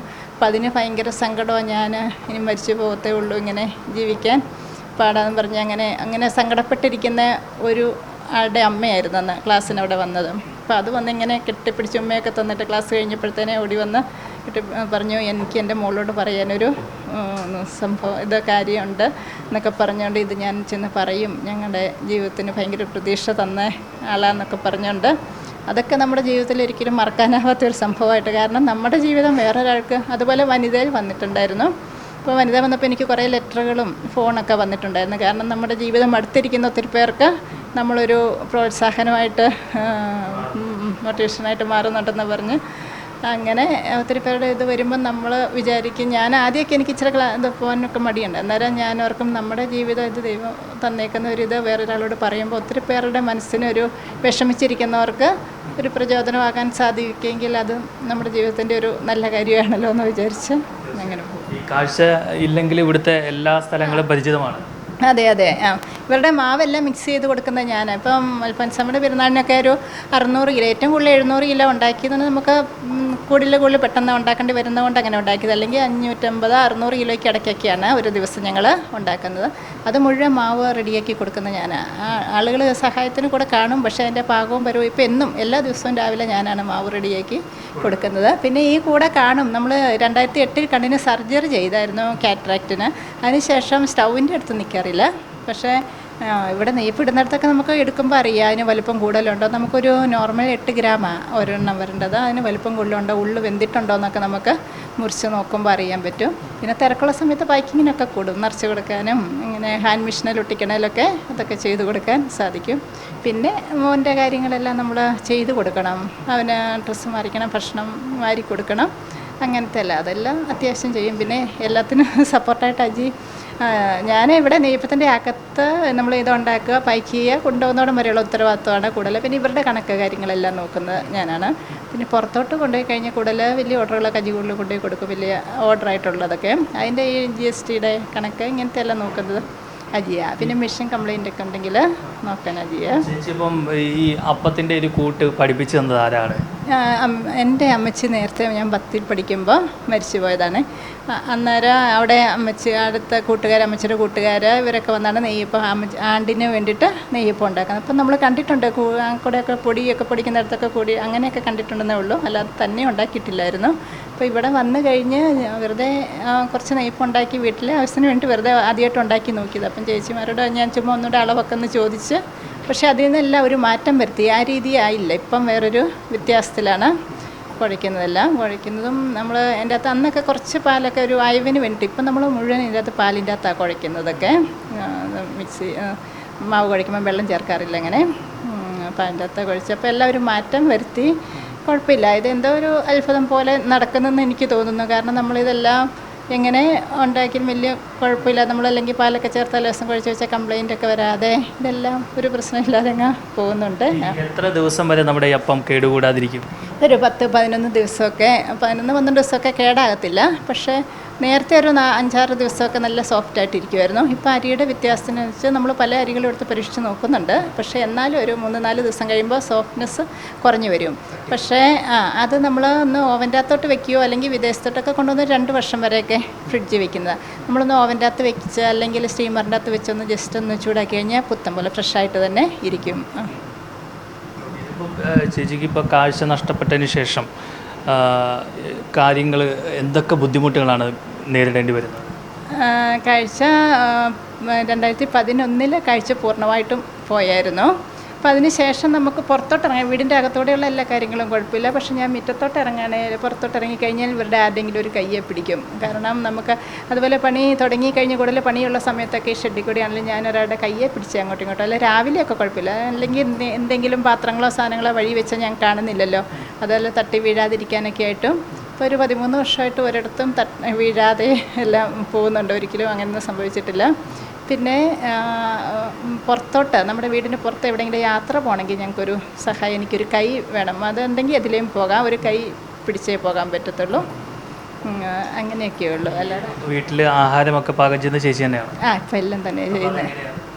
അത് ബുദ്ധിമുട്ടൊന്നുമില്ല. ചോറ് എല്ലാം സ്റ്റൗവിലല്ലേ വയ്ക്കുന്നത്. അപ്പോൾ അതിൻ്റെ അടുത്ത് തന്നെ നമ്മൾ വാർക്കാനുള്ള എല്ലാ റെഡിയാക്കി വെച്ചേക്കും. പിന്നെ എല്ലാം ഞാൻ ടിന്നുകളൊക്കെ മുളക് പൊടി, ഉപ്പ്, മുളക് പൊടി, മല്ലിപ്പൊടി, മഞ്ഞൾപ്പൊടി അങ്ങനെ ഒരു ക്രമമായിട്ടേ വെക്കുകയുള്ളൂ. അപ്പോൾ അതെടുത്ത് ഒന്നുകൂടി ഒന്ന് നോക്കുമ്പോൾ നമുക്ക് അതിൻ്റെ സ്മെല്ല് വരുമ്പോൾ നമുക്ക് അറിയാം. ആ ക്രമമായിട്ട് ഞാൻ ചെയ്യുന്ന എല്ലാ ക്രമമായിട്ട് തന്നെ, പാത്രങ്ങളെല്ലാം ക്രമമായിട്ട് തന്നെ വയ്ക്കും. അപ്പം കുഴപ്പമില്ല. എല്ലാം നോർമലായിട്ടുള്ള അടുക്കളപ്പണികൾ. കപ്പ പൊളിച്ച് ഞുറുക്കിയെല്ലാം വേവിക്കും. ചക്ക കീന്തി വെട്ടാൻ പറ്റത്തില്ല, കീന്തി വേവിക്കും. ഇറച്ചിയൊക്കെ തന്നെ ഞുറുക്കി കറി വയ്ക്കും. മീൻ അങ്ങനത്തെ എല്ലാം, തോരൻ കറികൾ അങ്ങനത്തെ എല്ലാം ചെയ്യും. പിന്നെ നമ്മൾ ഡ്രസ്സൊക്കെ കഴുകാനുള്ളതെല്ലാം വാഷിംഗ് മെഷീൻ്റെ താളിലേക്ക് മുകളിൽ കൊണ്ട് വിരിച്ചിടാനൊക്കെ തന്നെ പോയി എല്ലാം എടുക്കും. അപ്പോൾ ഈ ചീരയൊക്കെ അരിഞ്ഞു കഴിഞ്ഞാൽ കയ്യിൽ തട്ടുപോലെ ചെയ്യുമോ? ഇല്ല, എല്ലാം അത് നമുക്ക് ഞാൻ പറഞ്ഞല്ലോ, കാഴ്ച ഉണ്ടായിരുന്നപ്പം തന്നെ ഞാൻ കണ്ണടച്ച് പിടിച്ചൊക്കെ അരിഞ്ഞ് നോക്കും, ഒരു ബുദ്ധിമുട്ടില്ലാതെ.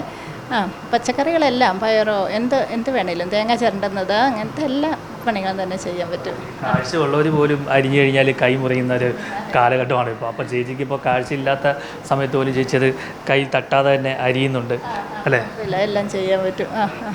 മോൻ്റെ കാര്യങ്ങളും അപ്പം ചേച്ചി തന്നെയാണ് നോക്കുന്നത്? അജി ഉണ്ടെങ്കിൽ എനിക്ക് ബാക്ക് പെയിൻ, ഡിസ്കിന് ബൾജിങ് ഉണ്ട്. അപ്പോൾ അജി ഉണ്ടെങ്കിൽ രാവിലെ അജി എടുത്ത് ഞങ്ങളുടെ കൂടെ തന്നെ അവൻ കിടക്കുന്നതൊക്കെ. അപ്പം കട്ടിലേന്ന് എടുത്ത് വീൽ ചെയറിൽ ഇരുത്താനും ഒക്കെ അജി ഉണ്ടെങ്കിൽ. ഇല്ലാത്തെങ്കിൽ അജി പകുതി സമയം ഇവിടെ കാണുന്ന സമയം കുറവായിരിക്കും, പുറത്തായിരിക്കും. അങ്ങനെയുള്ളപ്പോഴെല്ലാം ഞാൻ എടുത്ത് കിടത്തും. പിന്നെ എനിക്ക് അത്ര മേലാന്നുണ്ടെങ്കിൽ ഒന്ന് രണ്ട് സഹായത്തിന് വിളിച്ചാൽ അവരാണേലും നമുക്കൊന്ന് എടുത്ത് വീൽ ചെയറിൽ ഇരുത്തണമെങ്കിൽ ഇരുത്തും. പരമാവധി ഞാൻ ഇവരെ അങ്ങനെ എൻ്റെ അടുക്കളയിലോട് ബുദ്ധിമുട്ടിക്കാതെ. പക്ഷേ ഇവരെന്തിനും സഹായത്തിന് നമ്മുടെ കൂടെ ഉണ്ട് 100%. എനിക്ക് ഞാൻ പറയും, കോളേജിലൊക്കെ പഠിക്കുമ്പോഴത്തെ കൂട്ടുകാരെ പോലെ തന്നെയാണ് ഇവർ. എല്ലാം പല പ്രായത്തിലെന്ന് പറഞ്ഞാൽ എല്ലാം നല്ല ഫ്രണ്ട്സായിട്ട് നമ്മൾ എന്തും അങ്ങോട്ടും ഇങ്ങോട്ടും പറഞ്ഞ നല്ല സ്നേഹത്തോടെ ഇവരുള്ളത് കൊണ്ട് നമ്മുടെ വീടിനൊരു എപ്പോഴും ഒരനക്കവും ബഹളമൊക്കെ ആയിട്ട് രാവിലെ 7:30, 8 ആകുമ്പോൾ തന്നെ വരാൻ തുടങ്ങും. വൈകുന്നേരം പണി തീരുന്നത് ഇവർ ചിലപ്പോൾ 3:30 പണി തീർന്നാൽ അന്നേരം പോകാം. ഇവർക്കൊരു അളവാണ് കൊടുത്തേക്കുന്നത്. അളവെന്ന് പറഞ്ഞാൽ മൊത്തം ഒരു ഇന്ന അളവ്. അപ്പം അത് തീരുമ്പം അവർക്ക് പോകാം. ചിലപ്പോൾ 5 മണിയാകും, ചിലപ്പം 6 മണിയാകും, ചിലപ്പോൾ ഇച്ചിരി എക്സ്ട്രാ അളവ് ഇവർക്ക് കൂടുതൽ ഇച്ചിരി നമുക്ക് വേണ്ടി വന്നെങ്കിൽ ഇവർ തന്നെ ആ അളവ് കൂടുതൽ വേണമെങ്കിൽ പണിയും. അപ്പോൾ അവർക്ക് ആ 2 പേരുടെയും കൂടെ അളവ് കൂടുതൽ പണിയണമെങ്കിൽ ഇവർക്ക് ആ പൈസ ഇവർക്ക് വിധിച്ചു കൊടുക്കും. അങ്ങനെ പല കൂലിയാണ് ദിവസവും വരുന്ന വ്യത്യാസം വരുവേ അവർക്ക്. അപ്പോൾ അവർ 7 മണി വരെയോ 8 മണി വരെയോ, ഒരു ദിവസം 12 മണി വരെ നിന്ന് പണിതിട്ടുണ്ട് രാത്രിയിൽ. അങ്ങനെയെല്ലാം നമുക്കെപ്പോഴും 100% സപ്പോർട്ടാണ്. നല്ല ആത്മാർത്ഥതയുണ്ട്, സത്യസന്ധരായിട്ടുള്ള ആൾക്കാരാണ്. ഈ കോളേജിലെ ഫ്രണ്ട്സൊക്കെ വിളിക്കാറുണ്ടോ? വിളിക്കാറുണ്ട്, പോകാറുണ്ട്, വരാറുണ്ട്, ഇവിടെ വരാറുണ്ട്. എൻ്റെ സ്കൂളിൽ തുടങ്ങിയുള്ള ഫ്രണ്ട്സുണ്ട്, 4ാം ക്ലാസ് 3 അങ്ങനെ തുടങ്ങിയുള്ള ഫ്രണ്ട്സൊക്കെ. എല്ലാം പുറത്തൊക്കെ പോയേക്കുന്നവരൊക്കെ ഇവിടെ വരുമ്പോൾ എന്നെ കാണാൻ വരാറുണ്ട്. എപ്പോഴും ഫോൺ വിളിക്കാറും അങ്ങനെയൊക്കെ ഉണ്ട്. എല്ലാം നല്ല കൂട്ടുകാരെല്ലാം സ്കൂളിൽ പഠിച്ചതും കോളേജിൽ പഠിച്ചതും പിന്നെ ഹോം സയൻസ് ബ്യൂട്ടീഷ്യനൊക്കെ പഠിച്ചപ്പോഴത്തെ ഫ്രണ്ട്സ് എല്ലാവരും പലരും അന്നേരത്തെ കൂടുതലായിട്ട് അടുപ്പമുള്ള ഫ്രണ്ട്സെല്ലാം എപ്പോഴും വിളിക്കാറുമുണ്ട്, ഇവിടെ വരാറുമുണ്ട്. ചേച്ചിയുടെ ഏറ്റവും നല്ല സുഹൃത്ത് ആരാണ്? ഇങ്ങനെ എന്തും പറയാൻ പറ്റുന്നതല്ലേ ചേച്ചി എപ്പോഴും ചേർത്ത് നിർത്തും? ഏറ്റവും വലിയ സുഹൃത്തും തന്നെ ഇപ്പം ശരിക്കും പറഞ്ഞാൽ അജി തന്നെയാണ്. ഞാൻ പ്രതീക്ഷിച്ചൊരു ഉത്തരം തന്നെയാണ് ചേച്ചി എനിക്ക് തന്നത്. ഞാൻ പെട്ടെന്ന് ചോദിച്ചപ്പോൾ ഓർത്ത് കോളേജിലാണ് സ്കൂൾ. പക്ഷേ എനിക്ക് ഏറ്റവും സ്കൂളിൽ തുടങ്ങിയ കാരണം എന്ത് സങ്കടം വന്നേലും പറയാം, വിഷമം വന്നേലും പറയാം, എന്തും നമുക്ക് ഞാൻ പറയും. ഇപ്പം കല്യാണം കഴിക്കുന്നവരോടാണെങ്കിലും ഞാൻ പറയും, നമ്മൾ ഒത്തിരി ബഹുമാനവും സ്നേഹവും എന്നൊക്കെ വേണം. അതല്ല, നമ്മളൊരു കൂട്ടുകാരെ പോലെ നമുക്കൊരു അബദ്ധം പറ്റിയാലും പറയാൻ പറ്റണം അവരോട്. ഒരു സങ്കടം വന്നാലും പറയാൻ പറ്റണം, ഒരു ദേഷ്യം വന്നാലും പറയാൻ, അതങ്ങ് തുറന്ന് പറയാവുന്ന ഒരു കൂട്ടുകാരെ പോലെ വേണം. നമ്മളെ മനസ്സിലാക്കുന്നവരാ. അതെ, നമുക്ക് ഒരു ഇത് പറ്റിയാലും അങ്ങനെ അബദ്ധങ്ങൾ പറ്റിയാലും അല്ലെങ്കിൽ നമുക്ക് പറയാൻ പേടിയല്ലേ, നമുക്കൊരു തെറ്റ് പറ്റിയില്ലോ അബദ്ധമാണല്ലോ കാണിച്ചതെന്ന് ഓർത്ത്. പക്ഷേ അതെല്ലാം പറയുന്നത് എന്നെ മനസ്സിലാക്കുന്ന ഒരാളെയാണ്. അതായത് നമുക്ക് പരിഗണന തരണം. എന്നെ ശരിക്കും മനസ്സിലാക്കുന്നത്. ഇതിപ്പം ഞാൻ പറഞ്ഞല്ലോ, ഞങ്ങൾ ഇപ്പം പൊടികളുടെ യൂണിറ്റ് ഈ കൂടെ തന്നെ ഉണ്ട്. പൊടിയുടെ ഉണ്ട് നെയ്യപ്പം കൂടാതെ അരിപ്പൊടി, ഗോതമ്പ് പൊടി, റാഗി, പിന്നെ അവലോസ് പൊടി, ഇതിൻ്റെ എല്ലാ സ്റ്റീം മെയ്ഡ് പുട്ടുപൊടികൾ, മില്ലറ്റ്സിൻ്റെ 7-8 ഇനം എല്ലാ പൊടികളും ചെയ്യുന്നുണ്ട്. അപ്പോൾ അതെല്ലാം കൂടുതൽ സെപ്പറേറ്റ് അജിയാണ് അതിൻ്റെ നോട്ടം. പക്ഷേ സ്റ്റാഫിനെ എല്ലാം നോക്കുന്നതും പറയുന്നതും കണക്ക് അതെല്ലാം ഞാൻ തന്നെ ചെയ്യും. പക്ഷേ കൂടുതൽ എനിക്ക് ആ ഭാഗത്തോട്ട് അധികം, കാരണം എല്ലാം ഈ വറക്കുന്ന മെഷീനും ചൂടൊക്കെ ആകുമ്പോൾ നമുക്കത്ര. പക്ഷേ നെയ്യപ്പത്തിൻ്റെ ഞങ്ങൾ രണ്ടും സെപ്പറേറ്റ് ആയിട്ടാണ് ചെയ്യുന്നതിൻ്റെ കണക്കുകളും കാര്യങ്ങളും. ഞാനിപ്പോൾ ആദ്യം ഒരു പറഞ്ഞല്ലോ 2 കിലോ അരി എടുത്താണ് ആദ്യം നെയ്യപ്പം ഉണ്ടാക്കി നോക്കിയത്. അപ്പം അജിക്ക് കടയുണ്ട്. അപ്പം ഞാൻ കടയിൽ നിന്നാണ് സാധനം എടുത്തത്. നമ്മുടെ സ്റ്റാഫിനെ അടുക്കള ഉണ്ടായിരുന്ന ആളെ വിട്ട് ഞാൻ എടുപ്പിക്കും. പിറ്റേ ദിവസം അത് കൊടുത്തു കഴിഞ്ഞ് എനിക്ക് ആ പൈസ അജി എന്നെ കൊണ്ട് നെയ്യിപ്പിക്കുമായിരുന്നു. ഞാൻ ആദ്യം ഇങ്ങനെ ഓർക്കും. അപ്പോൾ അജി പറഞ്ഞു ഇത് നിൻ്റെ കയ്യിൽ ഇരുന്നോട്ടെ. അത് കഴിഞ്ഞ് 2-3 പ്രാവശ്യമായി കഴിഞ്ഞപ്പോഴാണ് ഞാനൊരു സ്റ്റൗവൊക്കെ മേടിക്കാൻ വേണ്ടിയിട്ട് ഇതിൻ്റെ അകത്തു നിന്നുള്ള പൈസ തന്നെ എടുത്ത്. അപ്പോൾ ഇതിൻ്റെ അകത്തു നിന്നുള്ള, അപ്പോൾ ഇതിന് വേണ്ടിയിട്ട് നമ്മൾ വേറെ ഒരു വീട്ടിൽ നിന്നുള്ള ഒരു പൈസ എടുക്കേണ്ടി വന്നിട്ടില്ല. പിന്നെ നമുക്ക് വേണമെന്നുണ്ടെങ്കിൽ ഗോൾഡ് ലോൺ ആക്കും. ഗോൾഡ് ലോൺ ആക്കിയിട്ട് ഇപ്പം വലിയ ജനറേറ്റർ, വലിയ മെഷീനൊക്കെ മേടിക്കുമ്പോൾ എല്ലാം ഗോൾഡ് ലോൺ ആക്കിയിട്ട് നമ്മളത് ഇതിൻ്റെ അകത്തുനിന്ന് തന്നെ തീർക്കും. അപ്പോൾ എല്ലാം സെപ്പറേറ്റ് ആയിട്ടാണ്. അപ്പം പിന്നെ എൻ്റെ ജീവിതത്തിലെന്ന് പറഞ്ഞാൽ ഞാൻ പറഞ്ഞല്ലോ, നമുക്ക് ഒരു എൻ്റെ ജീവിതം ആർക്കും ഒരു ഭാരമാകരുതെന്ന് എനിക്ക് എൻ്റെ വീട്ടുകാർക്കും ആർക്കും ഭാരമാകരുന്നുണ്ടായിരുന്നു. പക്ഷേ ഇപ്പം എനിക്ക് സ്വന്തമായിട്ട് ഇത്രയും മേലായി ഉണ്ടെങ്കിലും എനിക്ക് ഒരു സ്വന്തമായിട്ടൊരു വരുമാന മാർഗ്ഗമുണ്ട്. എൻ്റെ കൂടെ നിൽക്കുന്നവർക്കും ഒരു വരുമാനം. അപ്പോൾ ഇവർക്കെല്ലാം അത്യാവശ്യം എല്ലാ സാമ്പത്തികമൊക്കെ ഉള്ളവരാണ് ഇവർ, നമ്മുടെ സ്റ്റാഫ്. മക്കളെല്ലാം പലരുടെയും പുറത്തുകൂടെയാണ്, വിദേശത്ത് ജോലി ചെയ്യുന്നവരൊക്കെയാണ്. പക്ഷേ അവർക്ക് ഇങ്ങനെ ഇവിടെ വന്ന് ഇത് ജോലി ചെയ്തില്ലെങ്കിലും അവർക്ക് ജീവിക്കാൻ പറ്റുന്നവരല്ല കൂടുതലും എല്ലാവരും തന്നെ. പക്ഷേ അവർക്ക് സ്വന്തമായിട്ടൊരു ജോലി ചെയ്യുക, സ്വന്തമായിട്ടൊരു വരുമാന മാർഗ്ഗം ഉണ്ടാക്കുക. ഇവർക്കെല്ലാം പോസ്റ്റ് ഓഫീസ് സേവിങ്സ്, ഇപ്പം ഒരു മാസം 50,000 രൂപ ഇപ്പോൾ ഇവരുടെ പോസ്റ്റ് ഓഫീസ് സേവിങ്സ് അടയ്ക്കുന്നുണ്ട്. അപ്പം ഞാൻ ആദ്യം അതങ്ങ് അടയ്ക്കുവാണ് ചെയ്യുന്നത്. അത് കഴിഞ്ഞ് ഇവരുടെ ഘട്ടം ഘട്ടമായിട്ട് പിടിച്ച് ഒരു 3 ആഴ്ച കൊണ്ട് പിടിച്ചിങ്ങെടുക്കും. പിന്നെ ഇവർക്ക് വീട്ടിൽ ആവശ്യമുള്ള പൈസ കൊണ്ടുപോവുക, മിച്ചമുള്ളത് ഇവിടെ ഇടുക, അങ്ങനത്തെ രീതിയിലാണ് സേവിങ്സ്. ഇവർക്ക് ബുദ്ധിമുട്ട് വരികയല്ലാത്ത രീതിയിൽ. പക്ഷേ കിട്ടുമ്പോൾ നല്ലൊരു തുക ഇവർക്ക് ഒരു 1-1.5 ലക്ഷം രൂപയ്ക്ക് ഒരുമിച്ചാണ് ഓരോ പോസ്റ്റ് ഓഫീസും തീരുമ്പോൾ കിട്ടുന്നത്. അപ്പോൾ ഇവർക്ക് വലിയ സന്തോഷം. ഇവർ നന്നായിട്ട് ഗോൾഡൊക്കെ എടുക്കുന്നു, സേവിങ്സ് നടത്തുന്നു. അപ്പോൾ അത് കാണുമ്പോൾ നമുക്കും ഓരോ മാലയും സ്വർണ്ണമൊക്കെ എടുത്തു കഴിയുമ്പോൾ എന്നെ ആദ്യം കൊണ്ടുവന്ന് കാണിക്കും ഇവർ എടുത്തു കഴിയുമ്പോൾ. അപ്പോൾ നമുക്കൊരു സന്തോഷം, ഇവർ പണിയുന്ന പൈസ സൂക്ഷിക്കാനും ഇതല്ല. അപ്പോൾ എൻ്റെ ഒപ്പം തന്നെ ഇവരും വളരുന്നു. അതാണ് നമ്മുടെ ഏറ്റവും വലിയ സന്തോഷം. അത് കൂട്ടുകാരായിട്ട് എനിക്ക് ഇവരെ കിട്ടിയത് നല്ല കാര്യമായിട്ട്. ഇപ്പം തിരക്കുള്ളപ്പോൾ 34 പേരൊക്കെ പണിയുന്നുണ്ടെന്ന് പറഞ്ഞാൽ ഇവരെല്ലാം ഒറ്റക്കെട്ടായിട്ടാണ് പണിയുന്നതും. ഇതെല്ലാവേ നല്ലൊരു യൂണിറ്റ്. അതെ അങ്ങനെ തന്നെ. ചേച്ചിയുടെ ജീവിതത്തിൽ മറക്കാനാവാത്ത ഒരാൾ ആരായിരിക്കും ചോദിച്ചു കഴിഞ്ഞാൽ? അങ്ങനെ ഒരു ചോദ്യം ചോദിച്ചു കഴിഞ്ഞാൽ നമ്മുടെ ഫ്രണ്ട്സ്, കൂട്ടുകാർ, ഹസ്ബൻഡ്, അതെല്ലാം കൂടാതെ എനിക്ക് പറഞ്ഞു കഴിഞ്ഞാൽ എനിക്ക് സപ്പോർട്ടെന്ന് പറഞ്ഞാൽ ഈ നെയ്യപ്പത്തിൻ്റെ വിജയത്തിന് ഏറ്റവും പ്രധാനമായിട്ട് ഞങ്ങളുടെ അന്ന് ഭരണങ്ങാനം പള്ളിയിൽ റെക്ടറായിട്ടിരുന്ന ഒരു തടത്തിലച്ഛനുണ്ട്. അച്ഛനാണ് ഞങ്ങൾക്ക് ആദ്യമായിട്ട് ഇങ്ങനത്തെ ഓർഡർ സ്ഥിരമായിട്ട് കൊടുക്കാനായിട്ട് അങ്ങോട്ട് തന്നത്. ആ ഓർഡർ കിട്ടിയത് കൊണ്ടാണ് ഞങ്ങളുടെ ജീവിതത്തിന് ഇങ്ങനെയൊരു മാറ്റം വന്നത്. എങ്കിൽ ചേച്ചി ഇപ്പോഴും ആ ഒരു സാധാരണ ചെറിയൊരു രീതിയിൽ നമ്മൾ കുറച്ച് കടകളിലും കൊടുത്ത് അങ്ങനെ ഇതൊന്നുമല്ല. ചിലപ്പം എനിക്ക് കാഴ്ച പോയില്ലായിരുന്നെങ്കിൽ ഞാൻ ചിലപ്പോൾ ഒരു ഹോം സയൻസ്, എൻ്റെയൊക്കെ പ്രായത്തിൽ ഹോം സയൻസ് പഠിച്ചപ്പം നല്ല ഒത്തിരി കുട്ടികളുണ്ട് ഈ ക്ലാസ്സിന്, ഈ ഹോം സയൻസിൻ്റെ ക്ലാസ്സിന് ഒരു 53 പേരൊക്കെ ആയിരുന്നു ഒരു ബാച്ചിൽ. അപ്പോൾ അങ്ങനെ ഒരു ഹോം സയൻസ്, ബ്യൂട്ടീഷ്യൻ കോഴ്സ് അത് ഞാൻ പഠിച്ചായിരുന്നു. നന്നായിട്ട് അത്യാവശ്യം സ്റ്റിച്ചിങ്ങും പഠിച്ചു. ഇതെല്ലാം കൂടെ കുറച്ച് സ്റ്റാഫിനെ ആക്കി നമ്മളിതെല്ലാം പഠിച്ചിരിക്കുമ്പോൾ അങ്ങനെ ഒരു നല്ല യൂണിറ്റ് തുടങ്ങാനായിരുന്നു എൻ്റെ ആഗ്രഹം.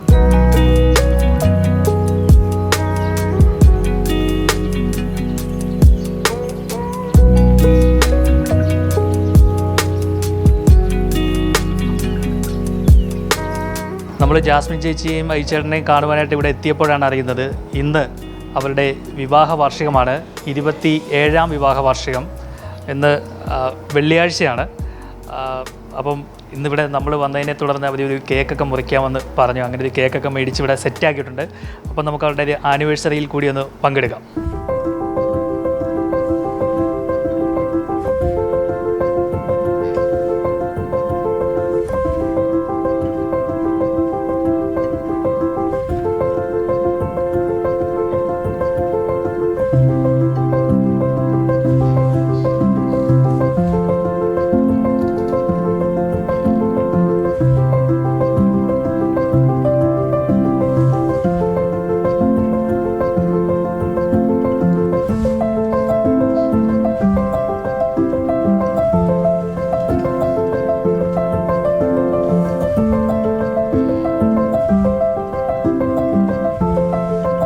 എന്തായാലും നല്ലൊരു സന്തോഷ ദിനത്തിൽ തന്നെയാണ് മറുനാടനും ഇവിടെ എത്തിയത്. ഒരുപാട് വിവാഹ വാർഷിക ആശംസകൾ നൽകുകയാണ്. ഇനിയും ഒരുപാട് പേർക്ക് ഒരു ഉപജീവനം നൽകുവാൻ ജാസ്മിൻ ചേച്ചിക്കും ഐച്ചേട്ടനും കഴിയട്ടെ എന്ന് ആശംസിക്കുകയാണ്. ഈ പ്രസ്ഥാനം ഒരുപാട് വളരട്ടെ എന്നും ആശംസിക്കുന്നു. തൊടുപുഴയിൽ നിന്നും DK ദിലീപിനോടൊപ്പം R. പിയൂഷ്, മറുനാടൻ TV.